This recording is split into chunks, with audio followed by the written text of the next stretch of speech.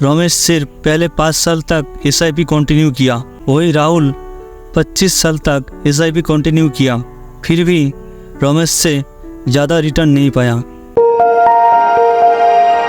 रमेश और राहुल साथ में कॉलेज में पढ़ते हैं, दोनों में बहुत अच्छी दोस्ती है। राहुल रिच फैमिली से बिलोंग करता है, लेकिन रमेश मिडिल क्लास फैमिली से आते हैं।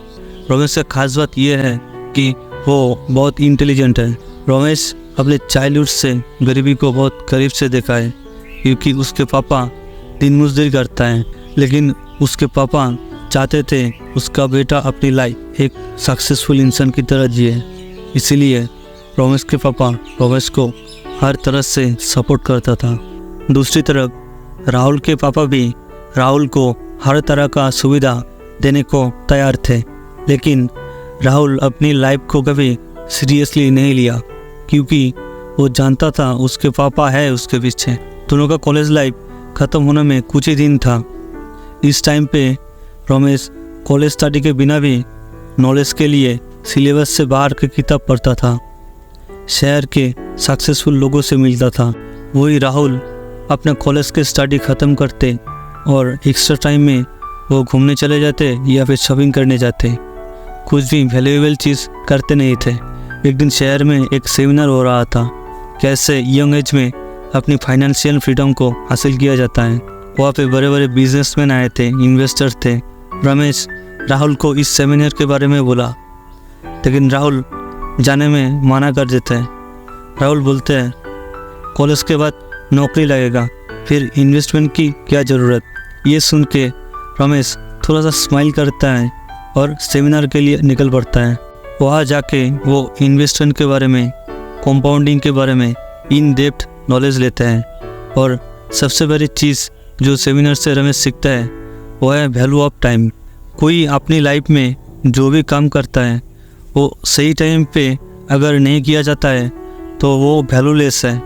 जैसे कि कोई पर्सन एग्ज़ाम में आया 30 क्वेश्चंस 100 मिनट में कर सकता है, लेकिन उस एग्ज़ाम का टाइम 90 मिनट है, तो 30 क्वेश्चन 90 मिनट में ही बनना चाहिए, नहीं तो कोई फ़ायदा नहीं सभी क्वेश्चंस का आंसर मालूम होने का भी। हाँ, अगर कोई अपनी लाइफ में कुछ वैल्यूएबल काम करने में देर कर दिया तो जब जगो तब सवेरा। तो पॉइंट पे आते हैं। रमेश सेमिनार से लौटने के बाद एकदम बदल सा गया था। अपनी आंखों में वो लॉन्ग टर्म सक्सेस विजुलाइज कर पा रहा था। वो इन्वेस्टमेंट के बारे में और नॉलेज गेन कर रहा था। कुछ इन्वेस्टमेंट के बुक्स भी खरीद लिया अपने पॉकेट मनी से। लेकिन राहुल अपना पॉकेट मनी कभी सेव नहीं करता था। वो कभी नया फ़ोन खरीद लेते थे तो कभी महंगे कपड़े खरीद लेते शो ऑफ करने के लिए। दोनों के कॉलेज लाइफ ऐसे ही चल रहा था। फिर कॉलेज ख़त्म हुआ, उसके बाद दोनों की जॉब लग गई। दोनों खुद के लाइफ में बिजी हो गए। राहुल वही एक नॉर्मल इंसान की तरह लाइफ जी रहा था। जॉब से सैलरी मिलता था, वो फैमिली के लिए स्पेंड करता था, सेविंग्स कुछ करते नहीं थे। वही कॉलेज का सिलसिला चालू रहा। दूसरी तरफ रमेश अपनी लाइफ बहुत बैलेंस्ड वे से चला रहा था। फैमिली के लिए स्पेंड भी करता था और साथ में इन्वेस्टमेंट भी करता था। कॉलेज से निकलने के 15 साल बाद दोनों में मुलाकात होता है, बातचीत हो रहा था दोनों में। तब दोनों इनकम के बारे में पूछने लगा। राहुल बोला, कमाई तो करता हूँ लेकिन फ्यूचर के लिए कुछ खास सेविंग नहीं है। रमेश बताता है, दोस्त तू भी मेरी तरह इन्वेस्ट शुरू कर और टेंशन फ्री हो जा। रमेश कंपाउंडिंग के बारे में राहुल को बताता है। राहुल को समझ आता है फाइनेंशियली स्टेबल होना है तो इन्वेस्ट शुरू करना ही पड़ेगा। राहुल 35 साल की उम्र से इन्वेस्टमेंट शुरू किया और रमेश 20 साल की उम्र से इन्वेस्ट शुरू किया था। रमेश कंटिन्यू 5 साल तक 5000 करके मंथली SIP किया और राहुल भी 5000 करके SIP स्टार्ट किया। रमेश सिर्फ पहले 5 साल तक SIP कंटिन्यू किया, फिर वो SIP बंद कर दिया और वो पैसा धीरे धीरे ग्रो होने लगा। वही राहुल 25 साल तक SIP कंटिन्यू किया, फिर भी रमेश से ज़्यादा रिटर्न नहीं पाया।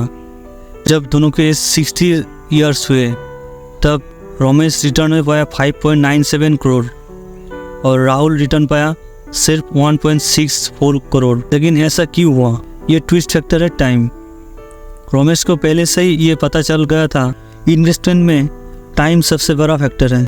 अगर आपके पास पैसा कम है तो कोई बात नहीं, आपके पास टाइम तो है, टाइम ही आपको पैसा बना के देगा। अगर आपके पास दोनों ही नहीं है तो इसके लिए आप रिस्पॉन्सिबल हो। राहुल के टोटल इन्वेस्टेड अमाउंट था 15 लाख इन 25 ईयर्स। रमेश का टोटल इन्वेस्टेड अमाउंट था ओनली 4.48 लाख इन 5 ईयर्स। लेकिन ये अमाउंट कंपाउंड कितने दिन हो रहा था? तो राहुल का अमाउंट कंपाउंड हुआ 25 ईयर्स ओनली और रमेश का अमाउंट कंपाउंड हुआ 35 ईयर्स तक। ये चीज़ रिटर्न्स में इतना डिफरेंस पैदा करता है। इसलिए आपको भी अपना फ्यूचर सिक्योर करना है तो इन्वेस्ट आज ही शुरू कीजिए, क्योंकि कंपाउंडिंग में 2 साल भी बहुत ज़्यादा डिफरेंस पैदा करता है। अगर आपको इन्वेस्टमेंट के बारे में कुछ भी नॉलेज नहीं है तो नॉलेज गेन कीजिए। अगर ये भी आप नहीं कर सकते तो एटलीस्ट आप इंडेक्स फंड में अपना SIP शुरू कर दीजिए, और थोड़ा सा नॉलेज जब बढ़ जाए तब मार्केट जब डाउन रहेगा तब लमसम अमाउंट भी इन्वेस्ट कीजिए।